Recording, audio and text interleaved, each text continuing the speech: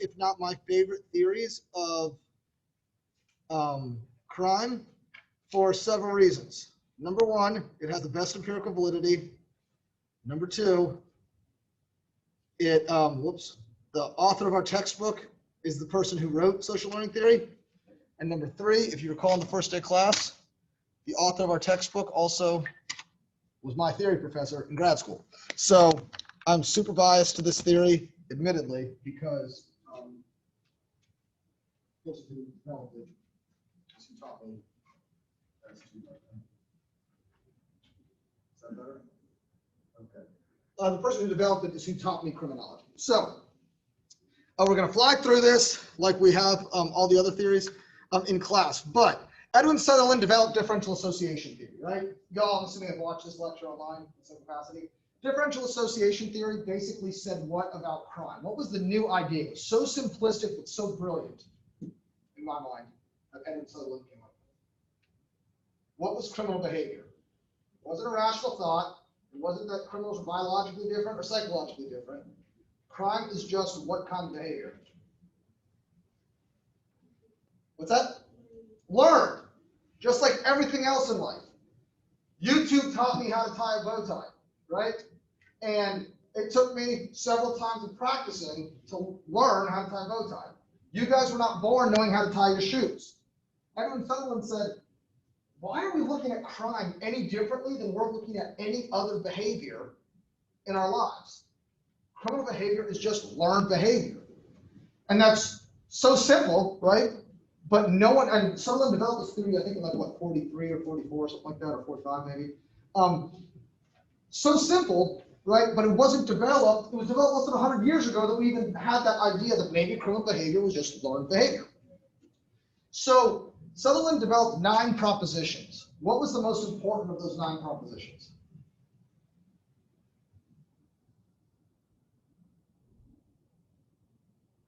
This is important because it's an exam question, but also it's the foundation of social learning theory when it gets developed.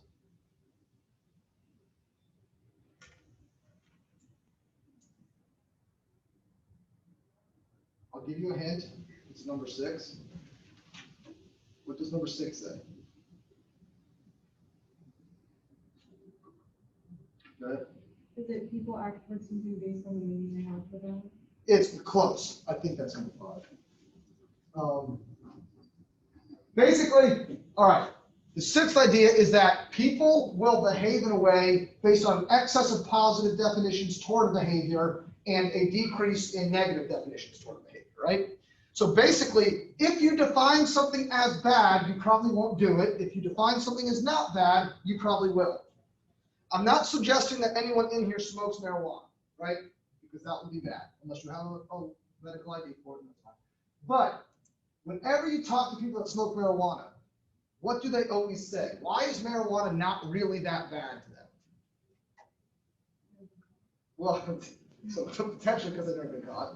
But why else? Don't they have larger reasons why marijuana should be allowed? It's natural, right? Marijuana is natural. It's just a plant that grows that if you happen to light on fire, apparently does great things for you, right? So the excess of positive definitions toward marijuana outweighs the negative definitions toward it, right? Why are kids these days smoking their flash drives?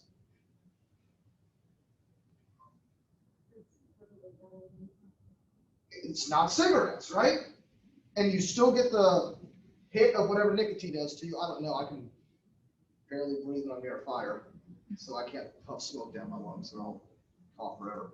But allegedly, it's just water vapor or something, right? It's not actually smoke. It's not really smoking, so it's not really bad for you, right? Spoiler alert, it is still bad for you, but people just don't define it as bad for you, right? And so there's this idea of excess of positive definitions towards something while minimizing the negative definitions. And that kind of behavior is what we then justify, right? And we can say, well, I'm going to do that act because look at all these good things about it, right? And we're always able to justify things we do even if we're wrong about something, right? Have you ever had a friend that maybe cheated on their significant other, but then they tried to justify to you why it was okay that they cheated on their significant other, and you're like, yeah, I'm listening to this. Not really sure I'm following you here. Like, I don't necessarily agree with your logic, but all right, clearly you thought this was a better idea than not, so you did it. And that's just kind of in general what humans do. When Akers took differential association theory and modified it and advanced it into social learning theory, what did differential association theory, what variable did it become in social learning theory? This is also an exam question. This is very important. Did differential association theory become differential association in social learning theory?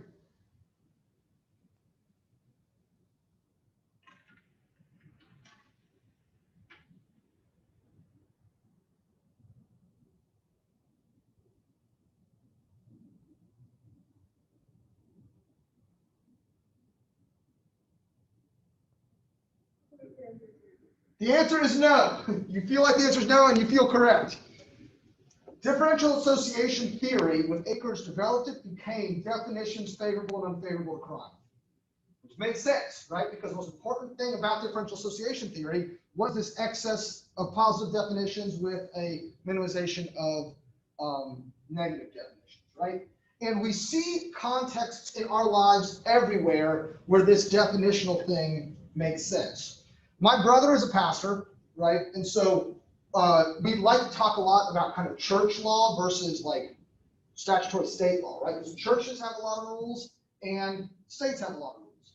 In churches, especially if you are a teenager, what is the worst sin you can possibly commit in church?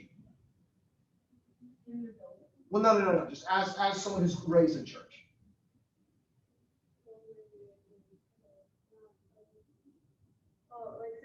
Sex before marriage, right?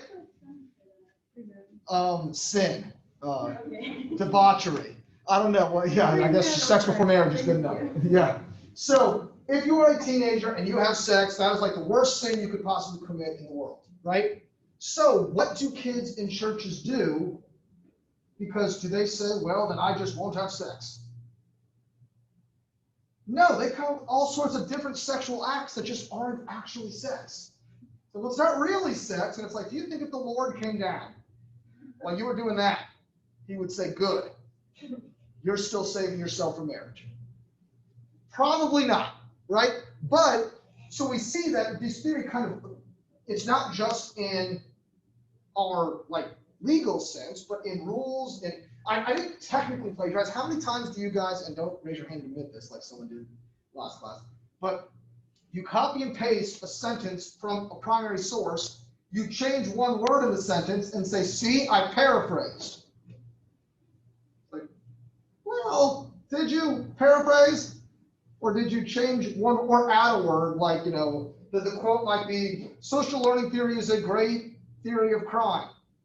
Social learning theory is an awesome theory of crime. See, not plagiarism. It's like, well, kind of, but also in a much more strict sense it is, right? And so there's all sorts of ways in our lives that this theory kind of plays out. So with social learning theory, Akers expands differential association using and integrating kind of behavioral psychology to develop social learning theory.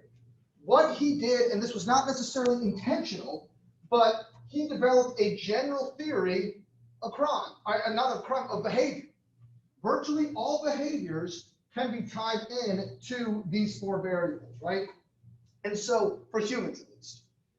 So the four variables are differential association, definition, favorable and unfavorable crime, differential reinforcement, and imitation. Akers argues that while definitions, which he developed from Sutherland and took and integrated into this theory, are important, what is even more important is differential association, right? Did any of you grow up going to church on a regular basis? One of you. Two of you, thank God there's all six. But, so if you grew up going to church, you might have your church friends and then your school friends. And if you had a birthday party or something, and you had some of your church friends and some of your school friends together, is that awkward? Could you at least conceptually understand how that could be awkward? Why would that be awkward? different norms in those groups? There are different norms and there are different expectations for behavior, right? You have different definitions of what is and isn't okay. You might say bad words around your school friends that you can't say around your church friends, right?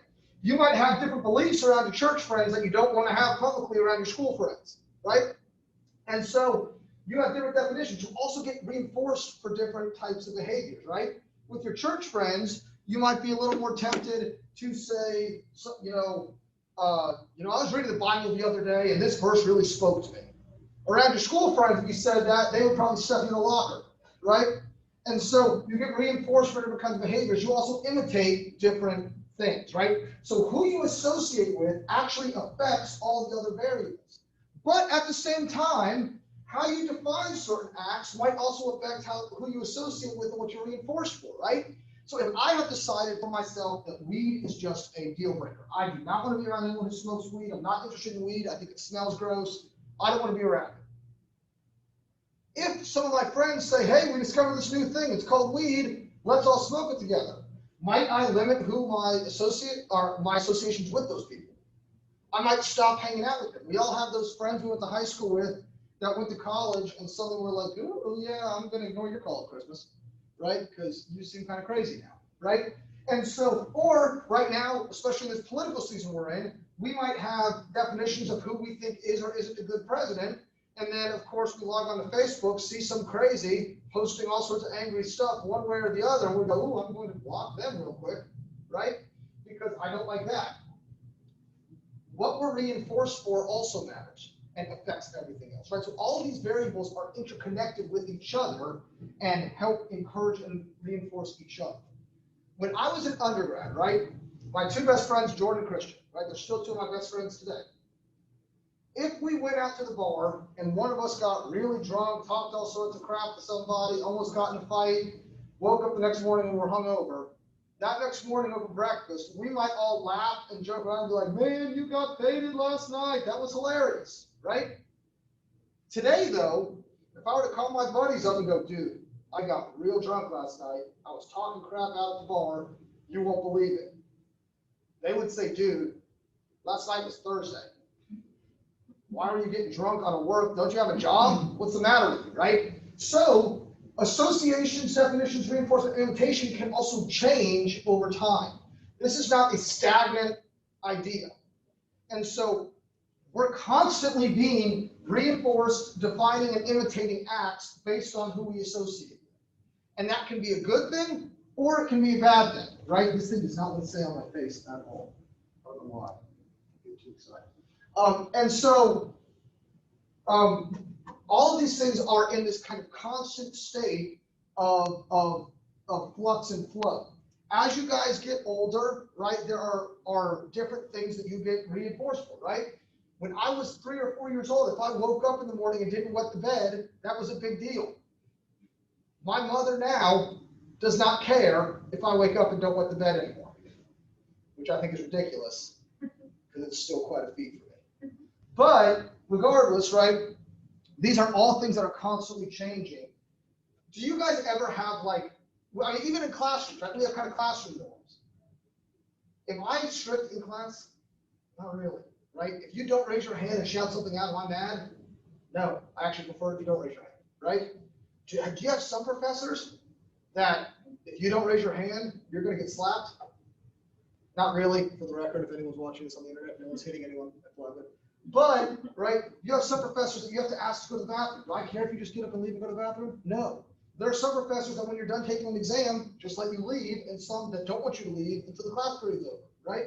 These are all just different norms and expectations based on that classroom environment, right? And we all kind of feed off each other and see what you're reinforced for, who you want to imitate, and what the kind of definitions and rules of the class are to know how things kind of function. So this is all, you can see these. So in definitions, it's important to know that there are also neutralizing definitions. Not only are there conventional law-abiding definitions or definitions that make law violation desirable, there's also kind of these neutralizing definitions that justify or excuse certain deviant behavior. You don't understand, like, is Walmart really gonna miss this bag of M&Ms? It's a multi-billion-dollar company. Do they really care if I steal this bag of M&Ms? No, so I'll just go ahead and take it, right? Or this is a famous one in college, right? I was just drunk, so you can't hold me responsible for that mean stuff I said last night or that behavior that I did last night.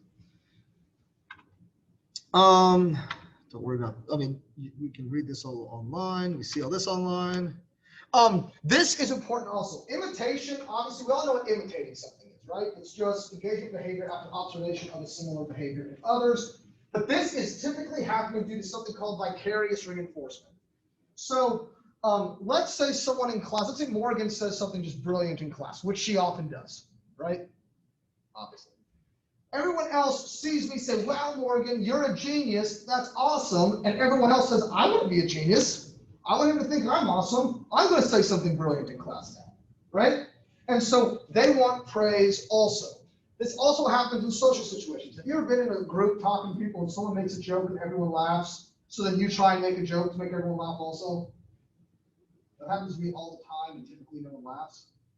And then it's really awkward.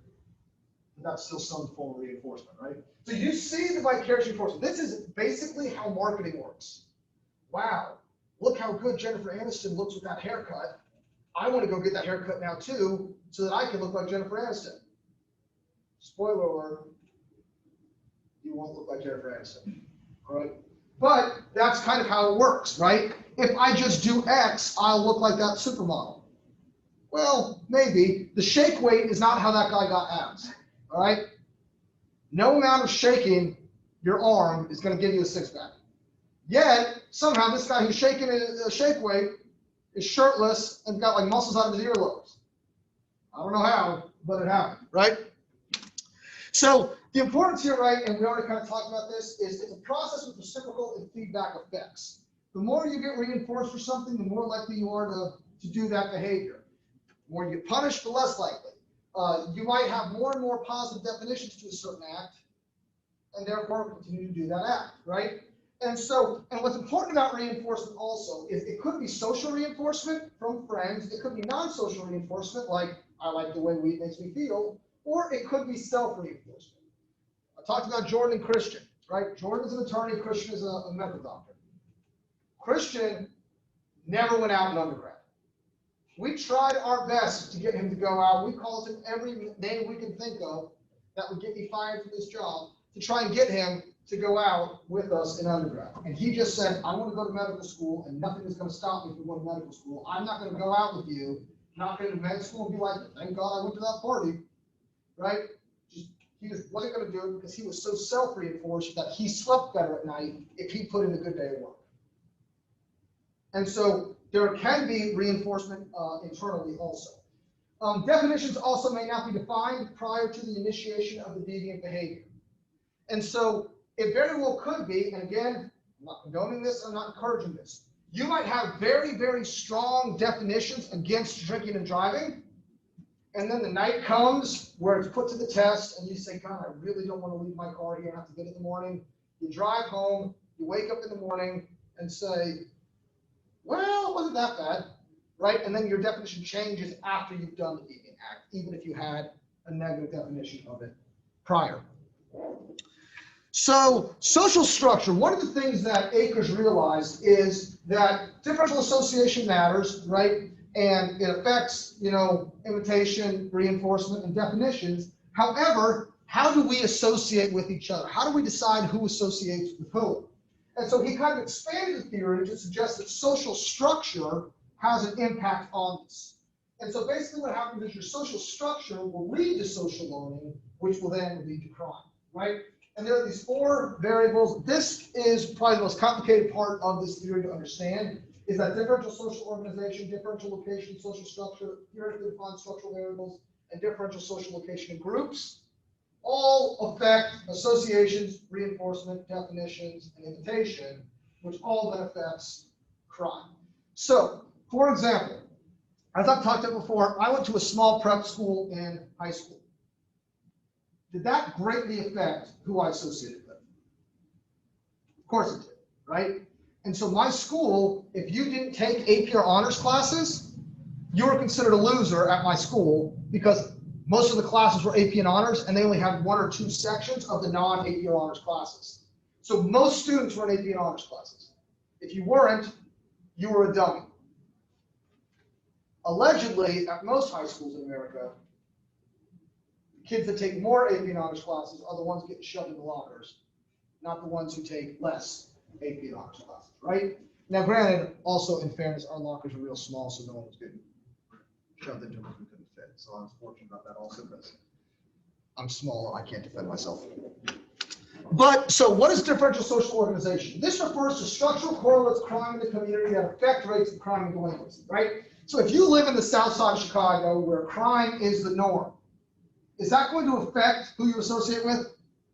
Of course. If you were Italian American living in New York in the 70s, is that going to affect the likelihood that you are in some way associated with a mob? Versus if you were Italian American living in St. Augustine in the 70s? Of course it would, right? And so the age composition, population density, and other variables that lead society toward related deviance these are all things that matter. The average age in St. Augustine is what, like 104? And so there's not a lot of crime in St. Augustine because most people are in bed by 6, right? Also, people in St. Augustine are more or less spread out. There's not 100 million people living in 3 square miles like there is like Manhattan, right? And so there's less people more spread out. It's harder to be victimized if there's less people, right? The differential location and social structure also matters. These are socio-demographic characteristics that indicate niches within these larger societies, right? So where you are in terms of class, gender, race, and marital status will all kind of help change who you associate with. If you make $100,000 in Miami, are you rolling in the dough?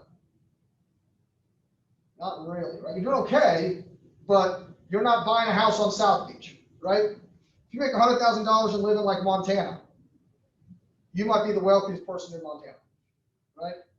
Is anyone here from Montana? I have family there. Oh God, okay, let's pick a different state. No, I totally agree with Okay, okay, good. So there's very different, right? Class is defined based on the kind of small society you live in, right? And so if you make $100,000 in North Dakota, let's say, you have family there too? Okay, thank God. If you make $100,000 in North Dakota, right? You might be a member of the country club, you might have a big house on a big piece of land and be somebody, right? If you make $100,000 in Manhattan, you might live in an apartment that's maybe the size of this desk area, right? And so you're going to have a different niche in the larger society. Obviously, gender and race, we know that. Why is marital status up here? So usually married people hang out with other married people. Only if the wife likes the wife is how married people hang out with other married people. The guys can be best friends. But if the women don't get along, it's over. Ironically, if the guys don't get along, the wives say, you'll be fine.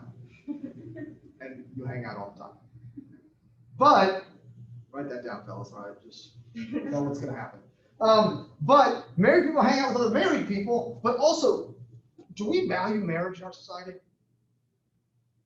Ironically, with the divorce rate, we might be tempted to say, no, we don't. But if someone's 50 and has never been married, do we say, good for you, Miss Independent? Not really. What do we say? You're a weirdo. What's that? Lonely. Well, yeah, you're probably lonely. Do we trust those people to be presidents or congressmen or CEOs of major corporations? Why not? Wouldn't they actually be better presidents, congressmen, CEOs? Because what are they dedicated to? Nothing but their work. They agree. What is happening? Good. They just are not as relatable, like most normal people. So maybe they're not relatable. Why not though? Are we all married? I am. Maybe it shows they have a hard time getting along with people. It could show they have a hard time getting along with other people. Maybe they've got commitment issues. Maybe they have a really hard time being put up with in general, right? And so we would rather someone be married and divorced. That seems more normal to us than someone who's never been married, right?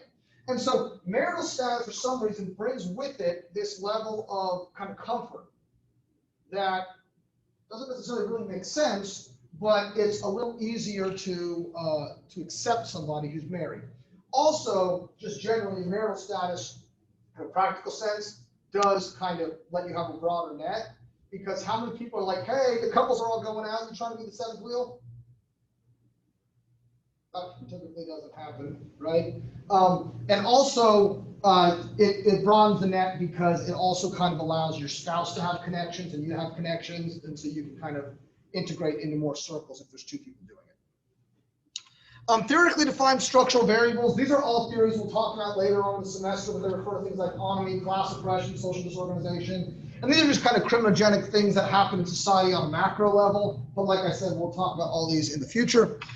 And then differential social location in groups. And this is something that also kind of matters. Individual membership in relation to primary, secondary, and reference groups is important. How many of you played sports in high school or are athletes at flag right now? Okay, 3 of you. Or were in band or in something, right? Who the captains are of your sports team. Doesn't that play a tremendous difference in how the team interacts with each other? So if you have a bad captain, the team might be really, really bad. If you have a good captain, they can be really good. So how your family is set up and who you are in the family. If you are the parent versus the child, if you're the oldest sibling versus the youngest sibling, right? If you are kind of the leader of your friend group versus the person they allow to keep hanging out in the friend group because they're just going to pick on you the whole time. All of those things matter tremendously. At Flagler even, right? Who our department chairs and deans are very, very important to the department largely, right? And how the department is going to run and how the department is going to function. And so all of these variables provide the environment in which social learning takes place. This kind of explains that. My sister was the baby. I have an older brother, me, younger sister. My sister got whatever she wanted, right? And so because of that, that affected kind of who she hung out with, and how things kind of worked. My brother was a Boy Scout for like a year and then thought it was lame, so he didn't do it anymore. My sister wanted to be a Girl Scout, did it for like ever. I wanted to be a Boy Scout, largely because I thought it'd be fun to shoot a bow and arrow and a gun. My mother said, I don't trust you around weaponry. And so I wasn't allowed to be a Boy Scout, right? That affects who you associate with and who you do things with, right? So even those kind of minor decisions where your parents say, well, your sibling is very special, and so they're very good athletes, and we're going to drag you around to all their games growing up because they play travel ball, right? You sit there next to your parent while your sibling is having a lot of social interaction with peers, that's going to affect a lot of your life, right? And so all of those things kind of play together to determine the social learning environment to then determine deviance or your behaviors in some capacity or another. Social learning theory is the best theory to explain criminal behavior. It has moderate to strong empirical support with very, very little negative support. It explains a lot of different types of crime, therefore has broad scope. This is what, again, scope means, not that the variables are broad, but that the theory as a whole explains most crime types. This can explain white-collar crime, can explain murder, robbery, rape, arson, speeding. It can explain all sorts of things, right? And research on social structure and social learning are also strong to moderate empirically. The problem with this is, what in the world is the policy? So we know people commit crime because they learn it, they define it as positive, they hang out with people that do it. Go ahead. It's encouraging kids to imitate role models. So we can encourage kids to imitate role models, right? However, and this is why we have like celebrities come out and say, just say no, right? Don't do drugs. And it's like, Mike Tyson, I'm pretty sure you've done your fair share, right? Can you control who kids look up to or don't? Can you control what reinforces a kid and what doesn't reinforce a kid? Not really, right? So it's like, oh, well, let's just change their definitions. Good idea. How do you convince someone who likes smoking weed that it's bad to smoke weed? Most people that drink and drive on a regular basis see no problem with it, right? What is typically the only thing that might shake them out of drinking and driving? Either an accident or getting arrested for it, right? Can you sit them down and rationally talk to them and convince them it's a bad idea to drink and drive? Typically not. Also, we typically always try that once the person's already really drunk, don't we? Like, yeah, you're in the mood to be really rational and make good decisions right now, right? Let's talk about it. But you typically can't convince people, right? Every now and then someone might change the definition for what is and isn't okay, but it really seems as though people's definitions for what they value or don't value kind of are formed pretty early and are fairly resilient over time. So if you think weed is good when you're 20, you're probably not 30 and like, oh, I just grew out of it, right? And so it's really, really hard to develop a policy to say, don't think they're cool anymore. Go ahead. It doesn't really explain what the original source of crime comes from. Like it talks about, role models. Like what are the role models like? Why do they do it? Right. So this is right. So far, though, right? Really, most theories don't explain the. So it depends on how you mean by original crime. Like, I see what you're saying in terms of crime, like broadly in society. It explains it on an individual level, right? So if you associate with people that introduce you to this criminal behavior, you might initiate criminal behavior. It doesn't explain kind of the origin of crime, I suppose, if you zoom out. And that's an interesting idea, but I don't think any theories really explain the true origin of criminality, right? Because rational choice theory just says people choose to commit crime, right? Well, how do crimes start? People just decide, I'm going to do that thing. I mean, I guess that could be the origin, but that's still kind of more micro, right, on the individual. And so it becomes kind of problematic because also, right, so you guys know people that like you were really close with in elementary school, but then by the time you got to high school, they started doing a lot of bad stuff and you kind of just slowly drifted apart? What happened there?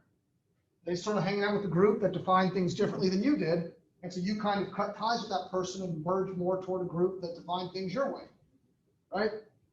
And so it explains crime in like I said, just kind of in a micro sense, not in the larger origins of criminality. Although it's also been argued that since primitive man, we've had crime. So it's just, there's always been rules in society.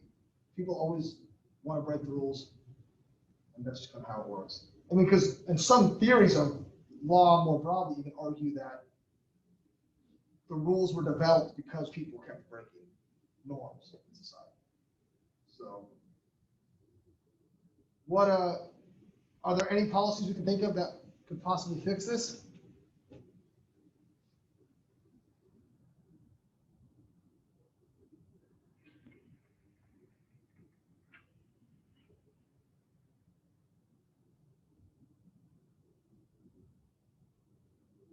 And that's part of the reason why this theory is so unsatisfying, right? It's great, we now know why people commit crime.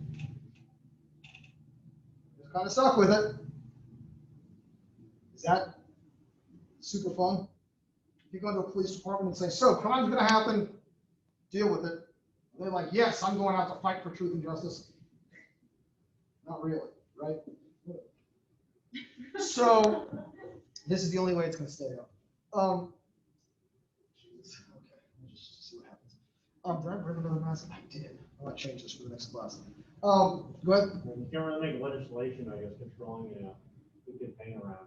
Right. Well, and so that's, and ironically, one of the things that they try to say is, let's take a problem kid and move them into like a different school or something, right? Move them to a different school where there's a bunch of smart kids or something, or move them into the gifted program. All those gifted kids might raise that person up, right? We'll do another way around. Right. Is it easier if you're standing on a stool to pull someone else up on the stool with you? Or easier to get yanked off the stool? Right. And so that's kind of one of the problems. And so like, even when we've tried policies of let's change definitions, I mean, and sometimes there are certain definitional changes that can be effective, but it's usually on behaviors that you're kind of apathetic about one way or the other, right? And so we could, change your definition on, or something where you can see clearly the kind of positive effect, right? So when you're 18 or 19, you might think, I'm going to drink underage, right? Because everyone's drinking, but I know when I go out to the bar, I'm not going to be able to buy anything because I don't have a fake ID. So what do? We say, I'm just going to get real, real drunk to make sure the buzz lasts all night, right? Which is always disastrous idea. And again, I'm not encouraging you to drink underage. I'm not trying to give you tips. But as time slowly goes on, you realize, actually, I don't have to be drunk to have a good time. It's weird. I feel better in the morning when I don't drink 30 shots before I go out, right? And then also, like, once you turn 21, the thrill is kind of gone. You just buy it, right? And so you don't feel the need to, like, no one of my friend group, if I'm like, hey, let's all go out tonight, do we say, all right, what time's the pregame? Let's do a power hour, right? That just doesn't happen, right? We'll just go buy a drink out and we can have one or two and be totally fine with that, right? And so definitions, again, though, but that's kind of as your associations change, as more and more people come of age and want to feel better in the morning, right? It's not really that your definitions are they're being influenced by other people, but it's more because of who you're associating with than it is that you've had this like epiphany of definitional change, right? And also, I mean, if you ever watch, I don't know how many, if any of you ever have watched mob like interviews on YouTube. Super interesting, like top level former mobsters get interviewed on YouTube like all the time. And there's one guy, Sammy the Bull. He was one of John Gotti's like big hitmen, and he was ordered to kill his brother-in-law, his wife's brother. You got to imagine that was a rough night at his house, right? Like, hey, your brother's not alive anymore, might be. But he said in the interview, like, was that hard for you to do? He said, oh my gosh, I was torn up about it. I bawled at his funeral, but I walked up to him and to myself in my head, I said, you bastard, why did you make me do this to you? This was your fault. Why did you make me do this to you? And the interviewer goes, what are you talking about? Like, you didn't have to kill him. And he goes, no, I did. If I didn't kill him, I was going to be killed. And at least if I killed him, I knew he was going to die painlessly. There's a lot of different ways we kill people in the mob. Some of them are not so enjoyable. Some of them, you don't even realize it happened. And so I actually did him a tremendous favor by being the one to hit him. That's a weird definition, right? And that's really, really hard to overcome. But in the Italian mob at the time, that really made sense to all of them. And it really, for most of the guys in the mob, it wasn't until they were looking at the death penalty or spending the rest of their lives separated from their family in prison that they decided, okay, I better flip. No one in the mob just watching the police station said, I've changed my mind. This is some weird stuff we're doing here, right? It was only when they were presented with no other option that they suddenly said, I better fess up here, otherwise I'm going to spend the rest of my life in prison. And so it's just really, really hard to come up with policies to encourage people to want to care about different things. And also, even if we did reinforce it, if we said, all right, every 6 months you don't commit crime, we're going to give you $10,000.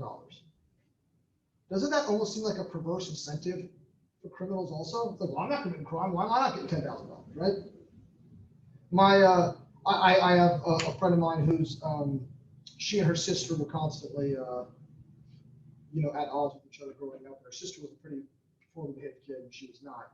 And the parents used to reward her sister for like B's and C's on her report card. And if she didn't pay attention for a month, she could get like, a belly button ring or something, which apparently is, all the rage in high school. And so there were all these different like incentives and stuff to try and get her sister to behave. And she was like, well, I just got straight A's. Do I get money for my report? No, we expect you to get straight A's. It almost turned into this kind of perverse incentive. It was like, well, then why don't I just start getting D's so that I can get paid for good grades also, right? And so some policies that they've suggested to try and reinforce positive behavior aren't particularly popular to the rest of society who's not committing crime either, right? So any questions about this theory as a whole? All right, well then I'm going to stop the video and tell you guys to go in peace to love and serve the Lord.